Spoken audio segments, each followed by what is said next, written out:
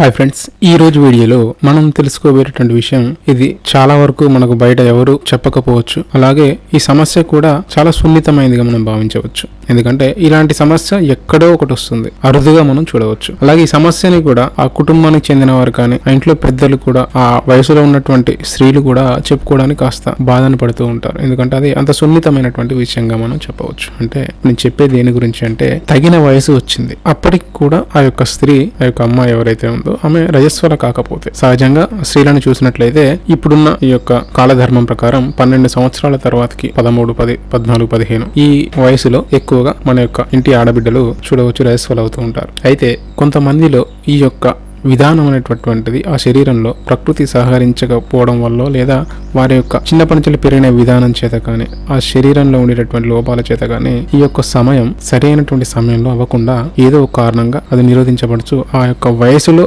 పొందినటువంటి ఆ ప్రకృతి సహజమైనటువంటి ఆ యొక్క స్థితిని వారు పొందకుండా ఇబ్బంది పడుతూ ఉంటారు. అంటే రజస్వల కాకుండా ఆగిపోతూ ఉంటారు. అలాంటి స్త్రీలు ఏం చేయాలి, అలాంటి పిల్లలు ఉన్నవారు ఒక తల్లిదండ్రులు ఏం చేయవలసి ఉంటుంది అలాంటి అమ్మాయి అనే విషయం గురించి ఈ రోజు మనం తెలుసుకుందాం. మనకు ఆయుర్వేదంలో ప్రతి చిన్న విషయానికి మన యొక్క పెద్దలు, ఋషులు అద్భుతమైనటువంటి ఇంటి వైద్యాన్ని, ప్రకృతి వైద్యాన్ని అందించారు. అందులో భాగంగా మనం ఈ రోజు తెలుసుకోబోయే విషయం ఏమిటంటే, ఈ యొక్క రజస్వల కానటువంటి స్త్రీలు వయసు వచ్చి కూడా, వయసు పెరుగుతుంది అయినప్పటికీ కూడా ఆ యొక్క అమ్మాయి రజస్వల కావట్లేదు అని భయపడేటటువంటి తల్లిదండ్రులు కూడా చేయవలసినటువంటి విధానాన్ని ఈ రోజు మనం తెలుసుకుంటాం. రోజు మన ఇళ్లలో పెసరపిండితోటి అట్లు వేస్తూ ఉంటాం. అలాగే మినపట్లు కూడా వేస్తూ ఉంటాం, దోశలు అట్లా. ఇవి ఎలా తయారు చేస్తామో అదే విధంగా మెంతుల పిండితో 1 లేక 2 దోశలు తయారు చేసి ఆ యొక్క ఆడపిల్ల ఎవరైతే ఉందో ఆ యొక్క ఆడపిల్లకు తినిపిస్తూ ఉండాలి. ఇలా రోజు ఉదయం తినిపిస్తూ ఉంటే వయసు పెరిగాక కూడా రజస్వల కాకుండా మిగిలిపోయినటువంటి ఆడపిల్లల్లో ఈ యొక్క సమస్య